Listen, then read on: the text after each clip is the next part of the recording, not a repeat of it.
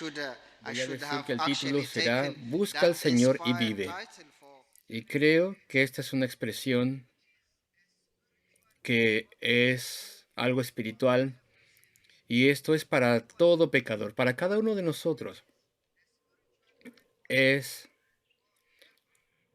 algo dado para cada persona que busca genuinamente al Señor. ¿Tú estás buscando al Señor? ¿Le buscas para tener salvación? ¿Deseas tener perdón del Rey de Reyes y Señor de Señores? Pues aquí tenemos el alimento que necesitas. Esto es preciosísimo. Amados hermanos y hermanas,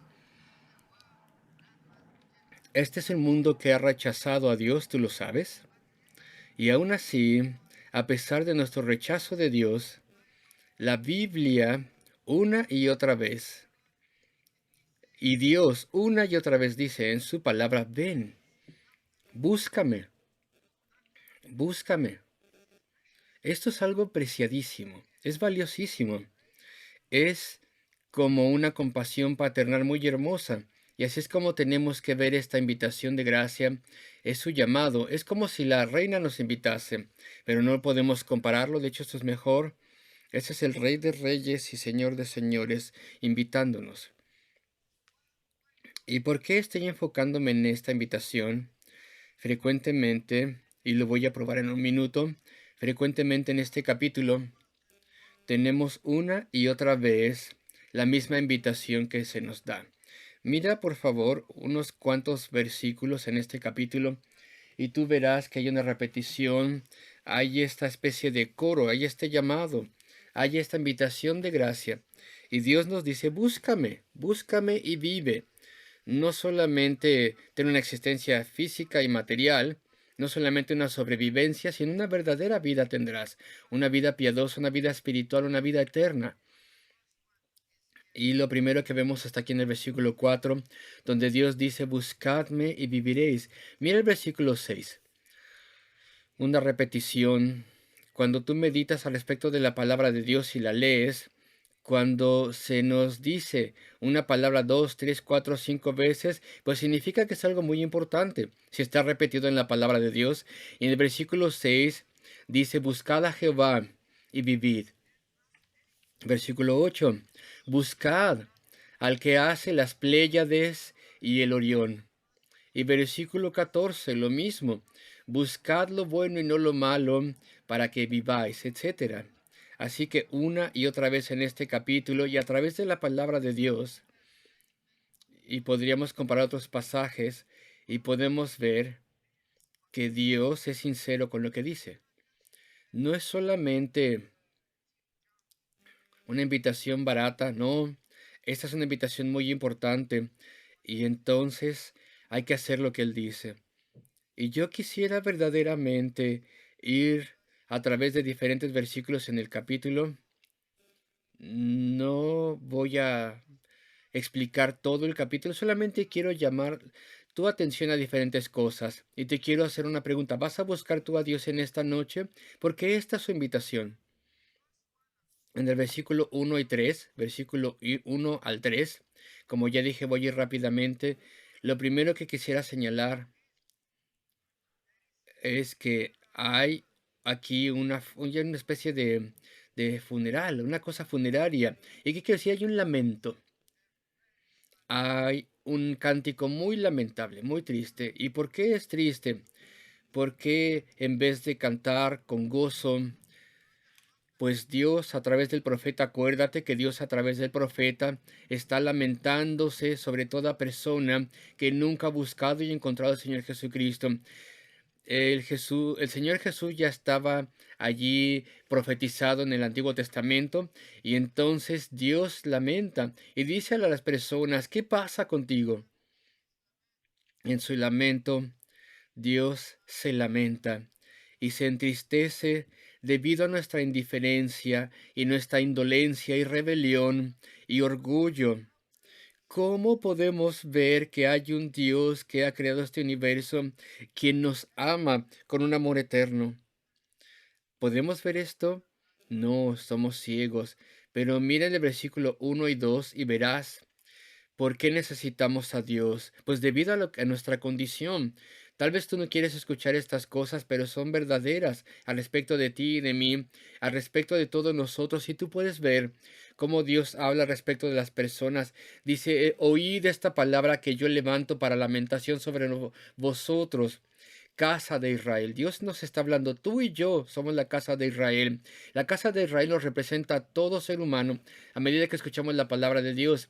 Y versículo 2, cayó la Virgen, la hija de Israel. Y mira por qué necesitamos escuchar, por qué necesitamos poner atención a la palabra de Dios. ¿Cuál es nuestro estado aquí en el versículo 2?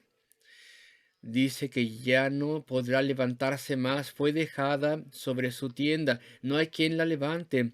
Qué condición tan terrible. Somos caídos, espiritualmente estamos muertos, estamos desolados, estamos destituidos, solitarios, sin seguridad, infelices. Y el problema, nos dice este versículo, que no hay nadie que nos levante. Están allí, pero es que es imposible que alguien nos levante. La música no nos puede alegrar, la poesía, la ciencia, la ideología, la filosofía, nada en este mundo nos puede levantar. Es por esto que necesitamos más que entretenimiento. Necesitamos más que lo que este mundo nos tiene que dar. Este mundo no tiene nada que ofrecernos. Nos dice, ven y te daré todo el mundo, pero no te da nada. Te da dolor, te da falta de satisfacción, te da miseria, te da lamento, te da remordimiento. Y este es nuestro estado, queridos amigos. ¿Quiénes somos nosotros delante del Dios vivo? Estamos completamente desolados, perdidos, solitarios, y no hay quien nos ayude. Y habla al respecto de una virgen. Y si pudiera aplicar esto a los jóvenes, eres joven, jovencita, fuerte, piensas al respecto de este mundo, dices, tengo toda la vida delante de mí, tengo la educación delante de mí, la erudición, tengo conocimiento, lo tengo todo. Tengo tecnología, entretenimiento, tengo una buena casa, puedo conducir el coche que quiera y pensar lo que yo quiera. Pero de hecho, no. Aquí tenemos esta realidad, versículo 2 dice una vez más, la cayó la Virgen de Israel, cayó. Queridos amigos, vivimos en un mundo caído, no porque el predicador sea apático y lamentable y piensa que todo está en tinieblas, no, esta es la descripción que se nos da a ti y a mí al respecto de nuestro estado, naturaleza, comportamiento. No podemos cambiarnos a nosotros mismos.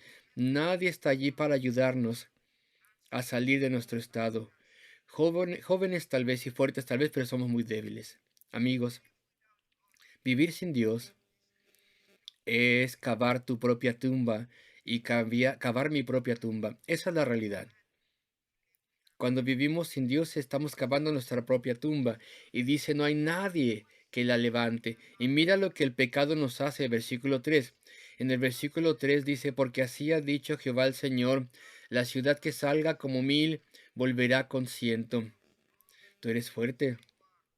Digamos que tú piensas que eres como miles de personas, vales como miles de personas, pero al final sin Dios no hay victoria. Que hay derrota, completa derrota, es imposible. Si vas a guerra contra 1000, pues no, perderás. Y después dice aquí, y que salga con 100 volverá con 10 en la casa de Israel. Así que podemos ver la degeneración, hay solamente derrota, en vez de aumento, decrecemos. ¿Por qué? Porque no tenemos el apoyo de Dios, el apoyo de quien nos creó. Pensamos que podemos hacer las cosas solos. Mira a los deportistas, mira a los atletas. La mayoría de las veces cuando hablan dicen, ¿cómo ganaste esa victoria? Pues creo en mí mismo. ¿Tú crees en ti mismo?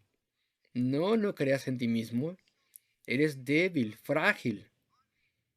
Solamente Dios, solamente en Dios tenemos que creer, porque Él es quien nos ha creado. Así que venimos a Él.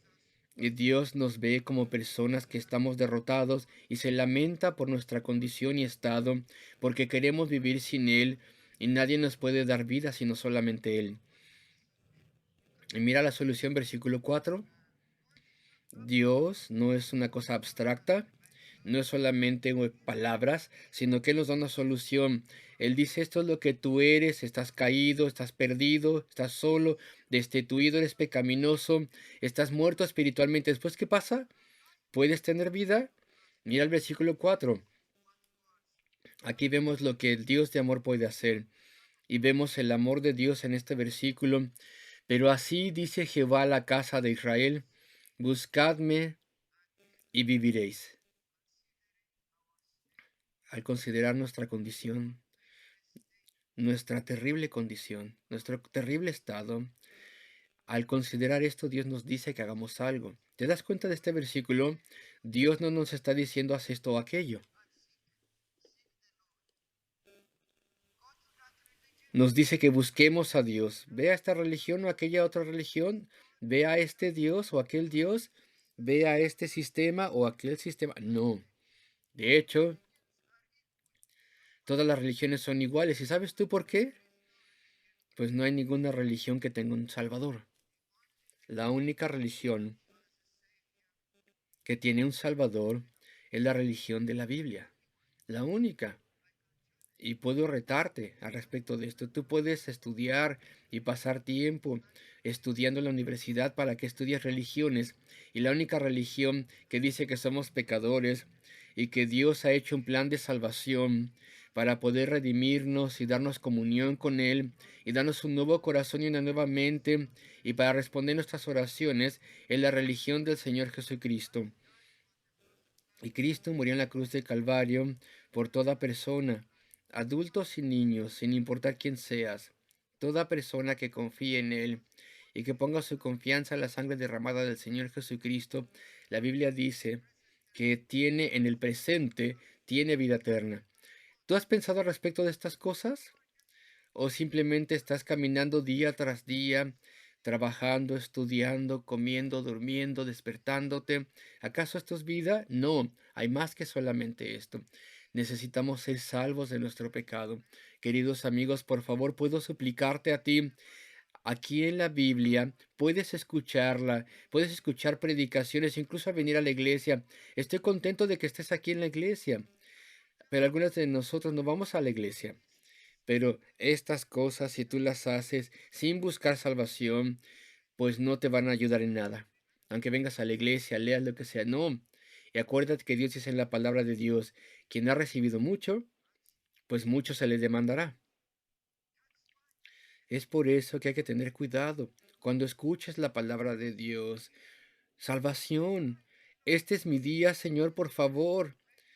Tal vez soy incrédulo. Tal vez tengo la incredulidad muy poderosa en mi corazón y no puedo creer. ¿Y sabes cuál tiene que ser tu oración? Señor, ayúdame en mi incredulidad. Ayúdame a creer. Es más fácil creer que no creer.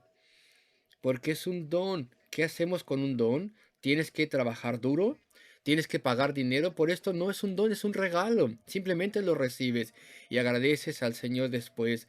Porque Él lo hizo. Él dice, ven. Sin dinero, tú no puedes ir a la tienda y sacar cosas sin pagar. Sin embargo, la salvación es libre, es gratuita, porque frecuentemente decimos, Dios no tiene nada que vender. Vivimos en un mundo comercial, consumismo, etcétera, pero Dios no tiene nada que vender. Él es Él es un Dios que da, y esto es lo que vemos en la palabra de Dios. Versículos 5 y 6, vemos algo interesante. Y no busquéis a Betel, ni entréis a Gilgal. Hay tres ciudades que se mencionan aquí en el versículo 5 y 6. Y estas tres ciudades son muy importantes en la historia de Israel. Son de gran importancia. ¿Por qué? Si yo pudiera rápidamente mencionar unas cosas. Estas tres ciudades, Betel, Berseba y Gilgal, son importantes en la vida de las personas por diferentes razones. Y tenemos lo opuesto de esta moneda.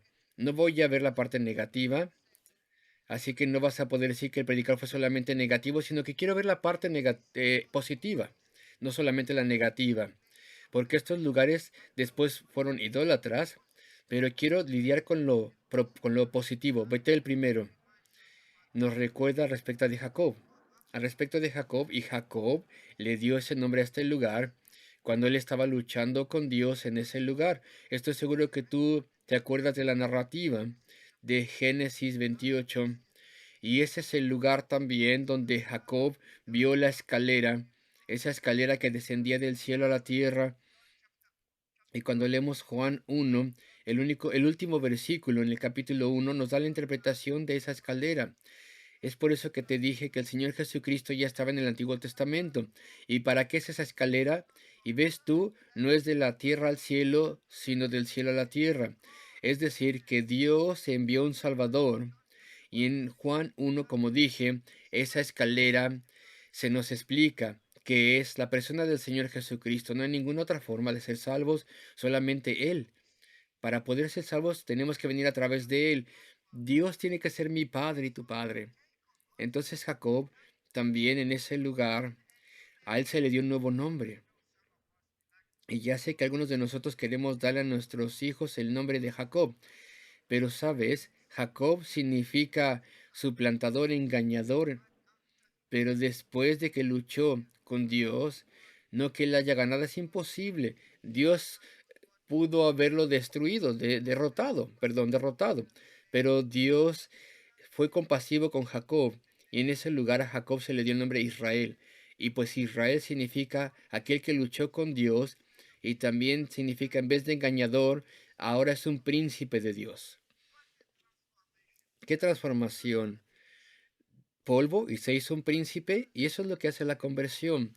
El gusano se hace una mariposa, la metamorfosis. Somos transformados, somos cambiados, somos renovados, no solamente reformados, sino completamente cambiados dentro de nosotros. Aquel antiguo hombre no prevalecerá, el pecado no prevalecerá sobre ti. Betel es un lugar donde Dios se encontró con Jacob. Y después, la segunda ciudad, Berseba, es el lugar donde Abraham, Isaac y Jacob una vez más se encontraron con el Señor. A medida que tú lees Génesis, tú verás eso. Y la tercera ciudad es Gilgal. Y allí en Gilgal también pasaron muchas cosas mientras que Josué estaba guiando al pueblo a la tierra prometida. Y sabes que allí en Gilgal, ahí es donde el pueblo de Dios fueron circuncidados. Allí hubo ese gran evento que tomó lugar allí para mostrarles que Dios, el amor de Dios está en un pacto con ellos antes de entrar a la tierra prometida. Así que Gilgal fue un lugar de triunfo, un lugar donde las personas habían comido el fruto de la tierra prometida, incluso antes de entrar a ella. Ahora bien, no necesitas solamente escuchar historias al respecto de lo que ha pasado, queridos amigos.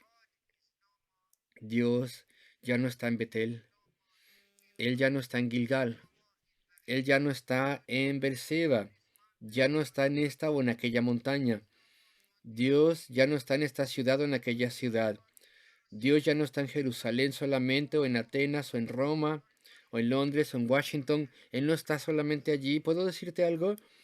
Dios ya no está en un lugar, sino en una persona. Sí, puedo yo cambiar lo que acabo de decir y decir Dios está en el lugar, pero ese lugar no importa ya. Podemos llamar ese lugar Gólgota. Allí el Señor Jesucristo, fuera de la ciudad de Jerusalén, ahí dio Él su vida. Él sufrió agonía por el pecado de su pueblo. Entonces, amados amigos, no necesitas viajar a ningún lugar. No necesitas hacer un peregrinaje para encontrar a Dios. ¿Sabes qué? Dios, Él fue el que tomó ese viaje. Él vino del cielo a la tierra en la persona del Señor Jesucristo. Y Él pagó el precio, el castigo que merecían nuestros pecados. Allí en la cruz del Calvario, el Señor Jesucristo tomó nuestro dolor, nuestro castigo. Todo lo relacionado con mi condenación, Cristo lo pagó. De modo que cuando estés delante de Dios vivo, la declaración será: no hay más condenación. Puedes recibir esto libre de todo cargo, porque Cristo sufrió ese lugar. Él vino. Tú ni siquiera tienes que ir a ningún lugar. No necesitas hacer ningún gesto. No hay movimiento físico que tengas que hacer esta noche. Donde tú estás sentado ahora, mira al Señor Jesucristo y di: Señor, ayúdame, Señor, sálvame. Soy tan malvado. Sé que lo creo que lo sé todo, pero Señor, cuánto te necesito.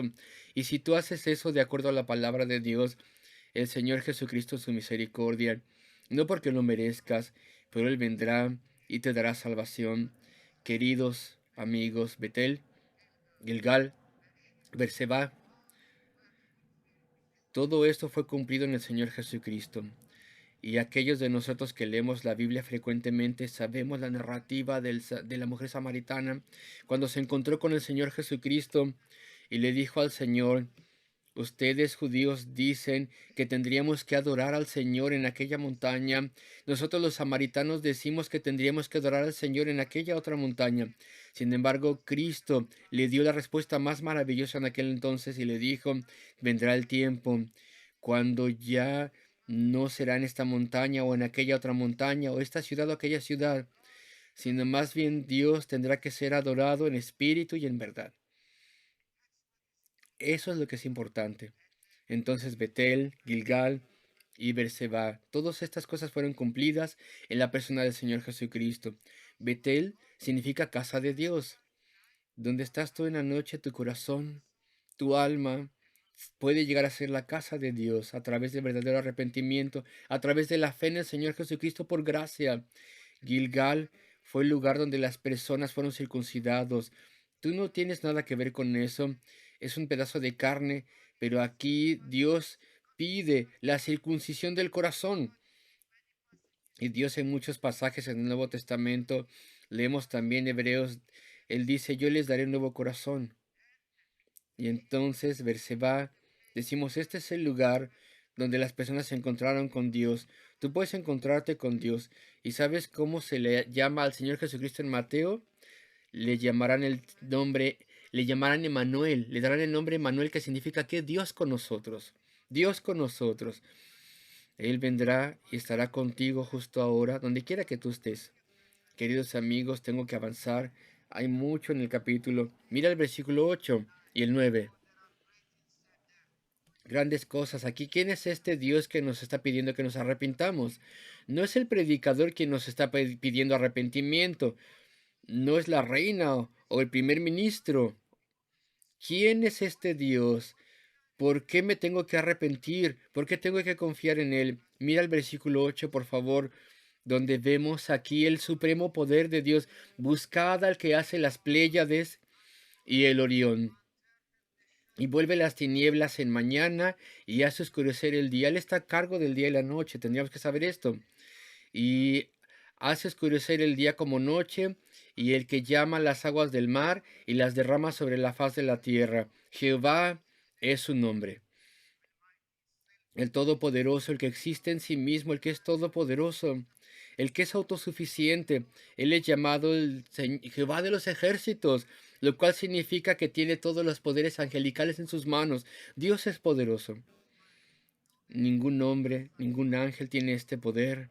Entonces incluso los ángeles adoran a Dios. Él creó todas las cosas. Él controla las estrellas. ¿Cuántas estrellas hay, tú sabes?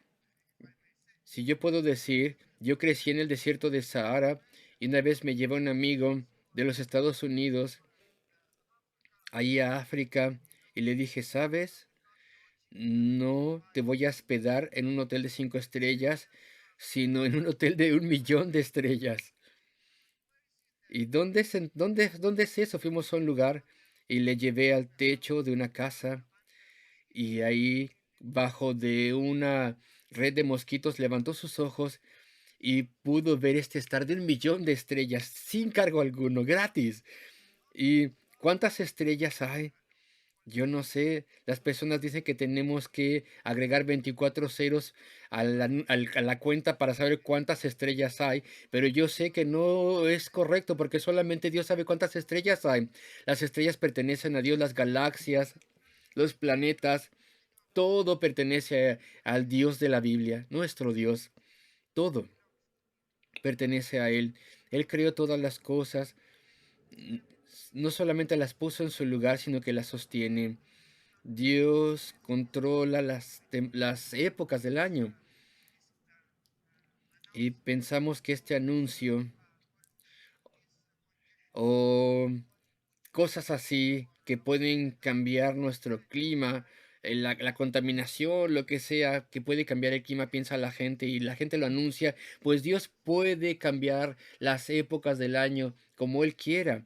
Él puede cambiar el clima, no la época del año, el clima.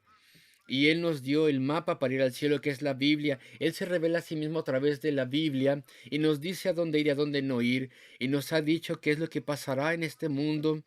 Y Él quiere que nos relacionemos con Él, queridos amigos. Estoy explicando esto porque a pesar de que Dios es santo y Él es justo y Él es el creador, el Señor Jehová de los ejércitos, aún así es un Dios que quiere relacionarse con nosotros, es un Dios personal. ¿Sabes? Expreso esto con gran compasión. Cuando venimos al Señor Jesucristo en arrepentimiento y fe, Dios se convierte en nuestro Padre. Puedo llamar a Dios ahora Padre. Eso es acreditado solamente a la Biblia. Y una vez más nos es dado a nosotros. Entonces, en todo cristiano, lo que nos hace cristianos es la sangre del Señor Jesucristo. Mira el problema. A pesar de la grandeza de Dios, mira nuestra pequeñez ahora, por favor, nuestra pequeñez. Nuestra pequeñez. Dios sabe respecto de nosotros, temores, y si pudiera mencionar solamente una cosa. ¿Sabes por qué no podemos venir a Dios? Nuestra situación es terrible. Mira el versículo 12, por favor. Nos dice ahí cuál es el problema con nosotros. El corazón del problema es el pecado, la transgresión, la maldad, la culpabilidad. No queremos escuchar respecto de estas cosas, pero este es el centro y corazón de nuestro problema. Nos amamos, nosotros buscamos lo propio, somos orgullosos, pensamos que podamos hacer las cosas. Y le decimos a Dios, por favor, déjame en paz, no me molestes, puedo yo arreglármelo solo y quiero ser el capitán de mi propia nave. Pero el versículo 12 vemos el daño que nos hemos hecho, porque yo sé, Dios lo sabe, porque yo sé de vuestras muchas rebeliones y de vuestros grandes pecados, no un pecado pequeño, grandes pecados. Sé que afligís al justo y recibís cohecho, y en los tribunales hacéis perder su causa a los pobres. Así que esto es lo que estamos haciendo. Hay mucho hoyo. Hay muchas cosas, odiamos la palabra de Dios. Las injusticias sociales las tenemos en nuestras sociedades. Y Dios no puede cerrar sus ojos al respecto de nuestros pecados y transgresiones. Y mira el versículo 14. Estoy saltando unos versículos, pasándolos de largo para que puedan ver cómo Dios es bueno y nos quiere salvar. Versículo 14 dice allí, buscad lo bueno y no lo malo para que viváis. Puedes ver tú ahora que este es el amor de Dios. Dios es bueno y nos llama. Dice, cambia tu camino. Arrepiéntete de tus malos caminos. Nunca habrá gozo sin arrepentimiento. ¿Tú quieres ser feliz? La Biblia dice, cambia tus caminos. Ven, ese es el camino, dice el Señor. Y tú puedes recibir salvación gratuita. En vez de amarte a ti mismo, entonces ahora le amamos a Él. Huye, huye de ti mismo y ve hacia el Señor para que te dé santidad, esperanza, gozo, perdón, paz, porque Él es el príncipe de paz. El Señor Jesucristo es el príncipe de paz. Versículo 15. Mira el versículo 15 y 16, por favor. Aborreced el mal y amad el bien. ¿Por qué morir? Busca al Señor y vivirás. El Señor será misericordioso a ti si vienes a Él y te perdonará. Él lidiará contigo. Queridos amigos, Dios se goza en el perdón. Dios se goza en la misericordia. A veces escucho a las personas que dicen, si Dios es Dios, ¿por qué envía a las personas al infierno? ¿Puedo decirte algo aquí? Dios no envía a nadie al infierno. ¿Sabes quién te envía al infierno? ¿Quién me enviaría a mí al infierno? Mis pecados, yo solo, yo solo. Así que por favor no culpes a Dios. ¿Dónde está la señal? ¿Quieres una señal? Dios dice, búscame, buscadme y viviréis. ¿Acaso no eso es una señal? ¿Qué estás buscando? ¿Qué más quieres? Así que no culpes a Dios. No tienes excusa porque esta noche estás aquí. Has escuchado esta invitación. muchos pasajes en Jeremías, por ejemplo. No podemos ir a esos versículos, pero en Jeremías, por lo menos 3 veces, Jeremías 8, 2 veces, Jeremías 33, y perdón, no Jeremías, Ezequiel 18, perdón, 2 veces, y Ezequiel 33. El Señor dice con ese profeta 3 veces: no tomo placer en la muerte del impío. No me agrado yo en eso. Dios no se agrada en nuestra perdición, en nuestra condenación. Él quiere darnos vida.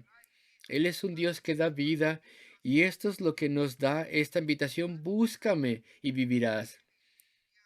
Y estamos sin excusa, porque Dios dice: escoge la vida, pero preferimos escoger el camino amplio, el camino ancho, en vez del camino angosto que lleva a la vida.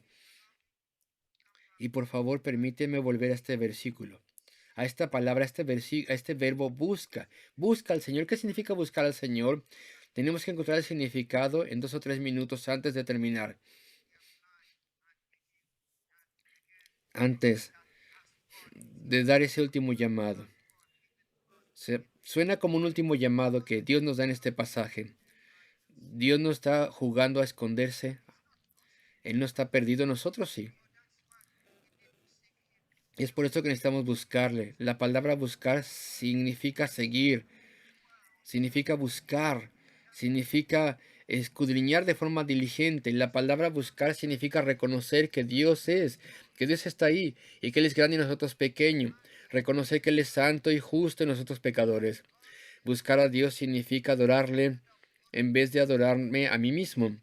Buscar al Señor significa hacer lo que Dios quiere en vez de que yo haga lo que yo quiera. Buscar al Señor significa que tengo que tragarme mi orgullo y ver mis pecados como Dios los ve, y esto con un corazón quebrantado. Buscar a Dios significa que tengo que lamentarme por mis pecados. Es un cántico de funeral. Debo lamentarme y no solamente tener cierto remordimiento. Por favor, segundo lugar, después de esta corta definición de lo que significa buscar a Dios, cuando buscas algo, no solamente te sientas y esperas. El Señor dice: si me buscas con todo tu corazón y todo tu ser. Deuteronomio 4:26. Moisés dice allí, de hecho es Dios quien lo está diciendo: me encontrarás si me buscas con todo tu corazón. Vi al Señor y me escuchó, dijo David, y me libró de todos mis temores. Los leones jovencitos pasarán hambre, pero aquellos que buscan al Señor no les faltará nada bueno. Los que buscan al Señor, a ellos no les faltará la salvación. Si tú buscas al Señor queriendo salvación, Él te la dará. Entonces ahora busca al Señor. Esta búsqueda requiere que tengamos un deseo activo y ferviente, humildad y obediencia. No podemos ganar salvación sin encontrarle. No te desalientes si no te responde instantáneamente. Sigue buscando y clama. Busca al Señor y con toda certeza te responderá. Haz que esto sea tu más grande objetivo. Punto número 3. La palabra buscada aquí está en presente, en tiempo presente. Si pudiera hablar a los jóvenes aquí. Alguien dice: tengo 18, 20, tengo toda la vida. Predicador, no seas aguafiestas, no me arruines la noche, pero no tienes todo el tiempo del mundo. El tiempo no siempre estará allí. La Biblia dice: hoy es el día de la salvación. Así que está en tiempo presente, ahora, hoy. Búscale con todo tu corazón, en sus términos y condiciones que Él pone. Cuarto punto. Esto que dice busca al Señor está delimitado. Dice: búscame a mí, dice Dios. Hay que buscarle solamente a Él y nada más, porque nadie más puede salvarte. Busca la persona y carácter del Señor. Busca su rostro. Busca su corazón. Busca a Dios. Dios dice: miradme a mí. Y cuando busquemos a Dios, no solamente le busques queriendo que sea tu sirviente. Hay personas que buscan a Dios para ver qué pueden obtener de Él. Pero no busques a Dios pensando que es tu siervo. Él es el Señor, el Salvador. Termino con esto. Termino con lo siguiente.